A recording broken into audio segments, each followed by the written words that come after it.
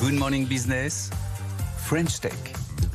Notre French Tech ce matin avec Ludovic Bordès, le cofondateur d'Arana Metrics. Bonjour. Bonjour. Avec vous, on va parler de données, d'utilisation de données, notamment dans le divertissement, l'entertainment. Vous avez, vous, comme client, le Crazy Horse, la Comédie Française, entre autres, mais aussi des clubs de football.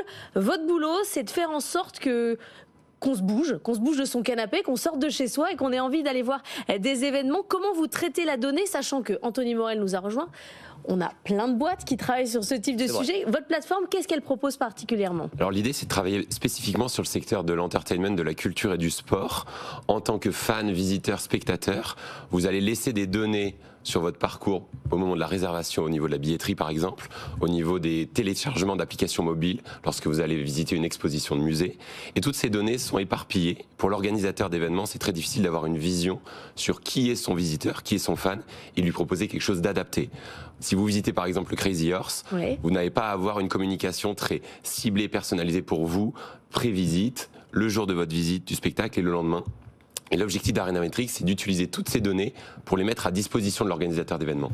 Chaque sortie est un événement dans ma vie, quoi. C'est ça à peu près l'idée. Exactement, on est dans le secteur de l'émotionnel et donc tous les CRM, plateformes data généralistes, nous on considère qu'elles ne sont pas adaptées à cette industrie puisqu'il y a des spécificités liées à la visite qui est un bien émotionnel qu'on doit vivre avec ses amis. Du coup, vous les récupérez comment ces données? Vous êtes connecté au système de billetterie, par exemple? Parce que j'imagine que c'est des données qui sont anonymes, vous ne pouvez pas y avoir accès comme ça. Complètement, on a des accords avec les différents organisateurs d'événements qui produisent de la donnée sur leur plateforme billetterie. Il y a à peu près 500 billetteries dans le monde et donc l'idée c'est de se connecter à chacune de ces billetteries pour réussir à faire parler ces données qui sont utilisables après par les organisateurs. Et après vous arrivez à personnaliser, c'est-à-dire selon chaque client, ou est-ce que c'est de la segmentation en fonction de cibles démographiques? Je ne sais pas, le Crazy Horse veut fidéliser telle catégorie socio-professionnelle. Et les autres ils n'en parlent pas. Et les autres voilà, non mais, ou alors ils vont leur envoyer peut-être un message à tel moment parce que l'intelligence artificielle aura déterminé que c'était optimal, quoi. Exactement, on va s'adapter aux objectifs de chacun des organisateurs d'événements. On va faire de la segmentation sur la sociodémographie, mais aussi sur la consommation. Qui a acheté à quelle heure, sur quel canal, quel type de spectacle. Je suis venu voir tel type d'exposition au musée du Louvre. Voilà quel type d'exposition va me recommander dans la foulée. Donc on est vraiment sur une logique aussi de recommandation et qui va dépendre aussi des canaux de communication. On va pas parler à tout le monde de la même manière.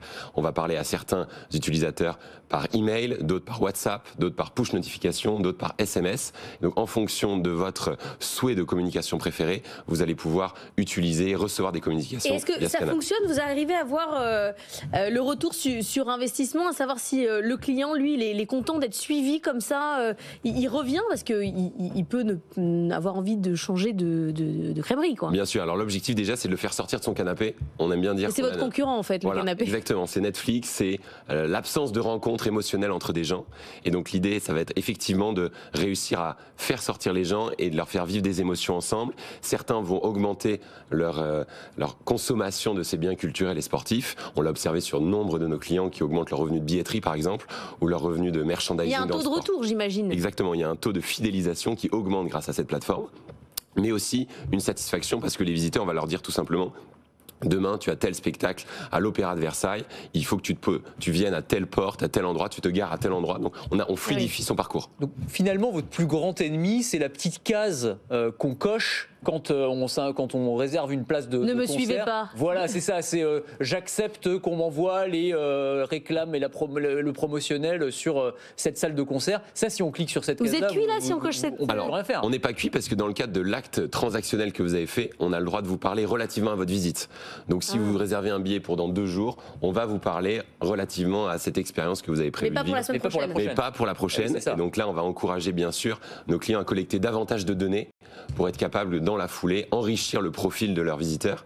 Donc ça leur permet d'avoir une vision 360 de qui sont leurs fans et donc derrière de leur proposer aussi peut-être des productions adaptées. Vous venez de lever 8 millions d'euros, objectif croissance externe. Il y a beaucoup de petits acteurs à racheter? Alors il y en a une centaine dans le monde qui travaillent sur ce qu'on appelle le fan engagement, donc le suivi du fan, aussi bien dans le monde de la culture, du sport, des parcs de loisirs.